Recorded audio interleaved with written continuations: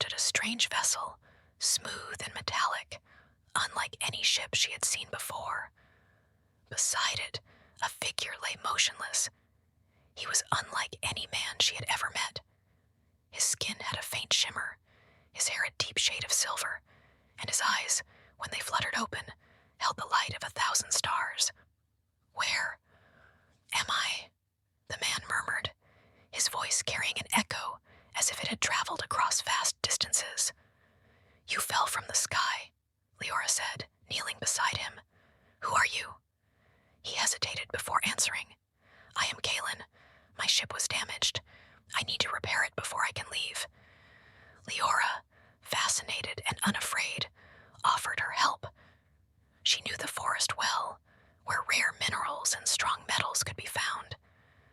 But as they worked together, searching for the materials needed to repair the ship, Kalen learned more about her world, and she, in turn, about his. Days turned into weeks as they scavenged for the right parts, Kalen teaching Liora about the wonders of the cosmos, the vast civilizations beyond the stars.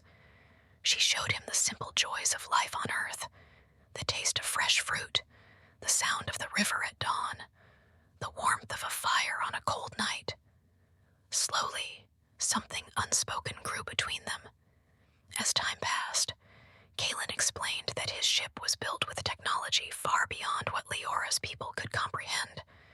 The metals needed to repair its hull were unlike anything found on Earth. They had to rely on ancient stones, hidden deep within the mountains, said to be imbued with the power of the elements. But their time together was not without hardship. One evening, as they returned to the ship, they found the villagers gathered around it, fear in their eyes. Rumors of a demon from the sky had spread, and the people saw Kalen as a threat. Liora stood before them, defending him, explaining that he meant no harm. But fear is a stubborn thing, and the villagers demanded he leave. Some tried to destroy his ship, seeing it as an unnatural force. Liora pleaded with the village elder, a wise woman who had lived long enough to know that fear often blinds people to the truth. Though she managed to stall their aggression, the threat remained. Time was running out. Determined, Liora and Kalen worked faster, desperate to finish the repairs before the villagers took matters into their own hands. But then, another problem arose. Kalen's energy source was nearly depleted, and without it, his ship would never fly again. The only solution lay deep within the mountains, where ancient crystals pulsed with the power of the earth itself. Together, they ventured into the forbidden caves, braving treacherous paths and unseen dangers. The deeper they went, the stronger the energy became. Strange creatures lurked in the shadows, their eyes glowing with an eerie light. Kalen, using his advanced knowledge, created a protective barrier around them, but it would not last forever. Finally, they reached the heart of the mountain. The crystal they sought hovered in a pool of shimmering water, surrounded by rock formations that pulsed with an otherworldly glow. But as they approached, the ground trembled.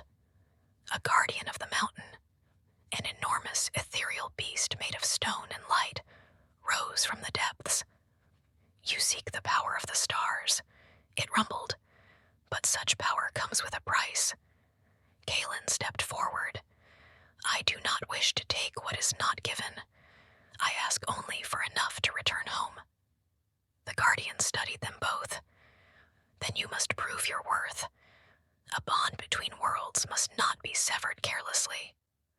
Liora realized the test was not one of strength, but of trust. She reached for Kalen's hand, showing the guardian their unity, their willingness to protect each other. The beast's gaze softened, and with a deep, rumbling sigh, it allowed them to take the crystal. As Kalen placed it into his ship, the vessel hummed to life, ready to take him home. But something inside Liora ached at the thought of his departure. Their time together had changed her. The world seemed smaller now, yet her dreams had grown larger. The night too soon.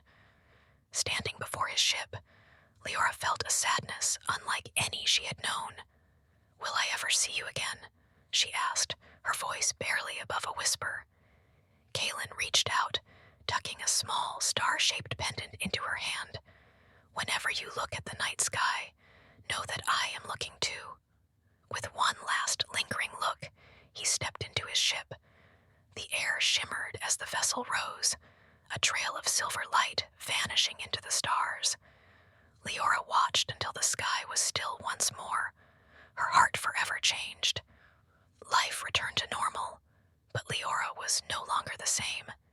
She continued her nights on the hill, watching the stars, knowing now that they were more than distant lights. They were homes, possibilities, and perhaps Kaelin's way back to her. And every night after, she would look up, holding the pendant close, knowing that somewhere beyond the stars, Kaelin was thinking of her too.